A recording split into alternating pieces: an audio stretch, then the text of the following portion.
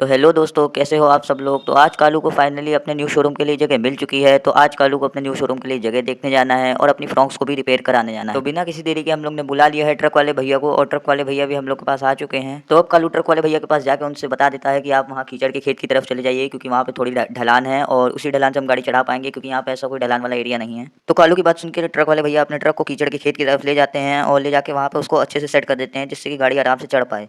तो finally truck वाले भैया अपने ट्रक को सही से सेट कर लेते हैं। फिर कालू फटाफट से अपनी कार को लेकर ट्रक के पास पहुंच जाता है और फिर उसके बाद कालू अपनी कार को धीरे धीरे चढ़ाने लगता है ट्रक के ऊपर।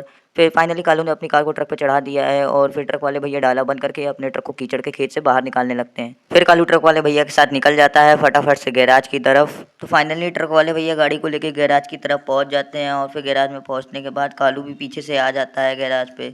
फिर कालू ट्रक वाले भैया के पास पहुंच जाता है और उनको कहता है आप गाड़ी को मोड़ के लगा लो जीनों से सटा के, और फिर उसके बाद मैं गाड़ी उतार लूँगा। फिर ट्रक वाले भैया अपने ट्रक को बैक करके धीरे धीरे फिर अपनी गाड़ी को लगा देते हैं सीधा जीनों से सटा के, और फिर उसके बाद अपनी ट्रक का डाला खोल देते हैं।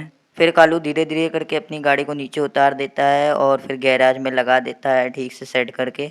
फिर कालू गैराज वाले भैया से पूछता है कि कितनी देर लगेगी। तो गैराज वाले भैया कहते हैं तुम 1 घंटे बाद आ जाना। फिर ट्रक वाले भैया अपने ट्रक को लेकर निकल जाते हैं और फिर कालू भी अपनी गाड़ी को लेकर निकल जाता है नए वाले शोरूम की लोकेशन पर, और फिर कुछ ही देर में कालू अपने नए वाले शोरूम की लोकेशन पर पहुंच जाता है। फिर कालू गाड़ी से उतर के चला जाता है शोरूम के मालिक वाले भैया से बात करने। फिर उसके बाद उनसे बात करके कालू कंफर्म कर लेता है कि हाँ मुझे ये वाला शोरूम चाहिए। पैसों वैसों की बात कर लेता है कालू और पेपर वर्क भी कर लेता है, और फिर उसके बाद कालू देखता है कि शोरूम कैसा है।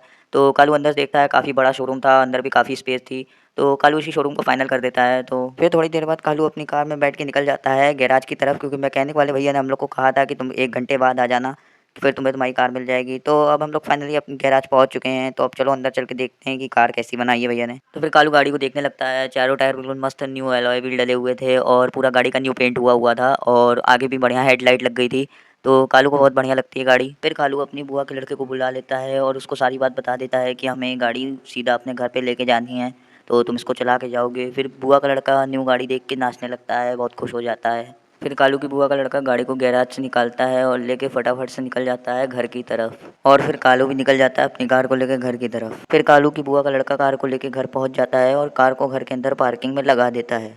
फिर कालू भी अपने घर पहुंच जाता है और देखता है कि उसकी बुआ का लड़का बाहर खड़े होकर उसका वेट कर रहा है। फिर कालू जैसे ही गाड़ी से उतरता है उसकी बुआ का लड़का उसके पैर पकड़ लेता है और कहता है भैया मुझे 1 दिन के लिए आपकी कार चाहिए, मुझे अपने दोस्तों के साथ कहीं घूमने जाना है। फिर कालू अपनी बुआ के लड़के को कहता है अरे उठो ठीक है तुम मेरी गाड़ी ले जा सकते हो। फिर कालू की बुआ का लड़का लेके चला जाता है उसकी कार को अपने घर। तो भाई उम्मीद है आप लोगों को वीडियो अच्छा लगा होगा। तो इसका नेक्स्ट पार्ट भी हम लोग जल्दी ही लाएंगे। नेक्स्ट पार्ट देखने के लिए वीडियो को चैनल को सब्सक्राइब कर दीजिए।